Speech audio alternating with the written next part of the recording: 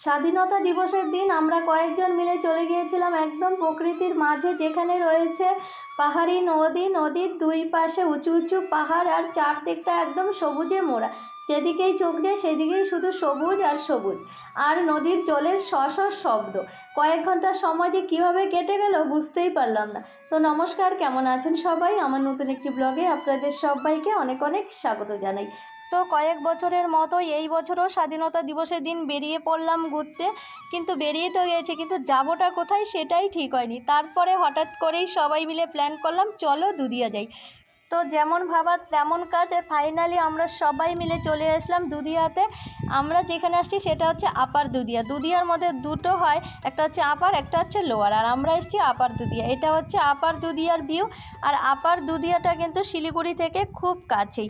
শিলিগুড়ি থেকে প্রায় 1.5 ঘন্টার মতো সময় লাগে। কাছে ধীরের মধ্যে কোথাও যেতে গেলে শিলিগুড়ি থেকে ওই দুদিয়াটা কিন্তু বেশ একটা জায়গা।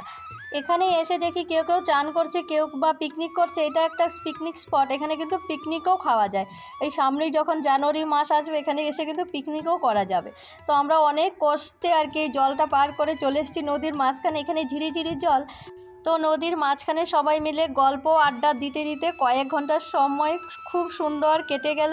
আর চারিদিকে যদি এরকম পরিবেশ থাকে তাহলে তো আর কোনো কথাই নেই। তো আমাদের স্বাধীনতা দিবসটা এইভাবেই কেটেছে। আর আপনারা যখন এখানে আসবেন তাহলে কিন্তু জল থেকে সাবধানেই থাকবেন, কারণ পাহাড়ি নদী কখন জল বেশি হয় কখন কম হয় বলা যায় না। তো মানে নদী থেকে উঠে এবার বাড়ির দিকে রওনা দিই। তাহলে চলুন ভিডিওটি এখানে শেষ করছি। ভিডিওটি যদি আপনাদের কাছে ভালো লেগে থাকে তাহলে অবশ্যই লাইক, কমেন্ট, শেয়ার, আর যারা আমার চ্যানেলে নতুন বন্ধু তারা অবশ্যই আমার চ্যানেলকে সাবস্ক্রাইব করে নেবেন। তাহলে আপনারা সবাই ভালো থাকবেন, সুস্থ থাকবেন। আবার আপনাদের সাথে দেখা হচ্ছে নতুন একটা ভিডিওতে।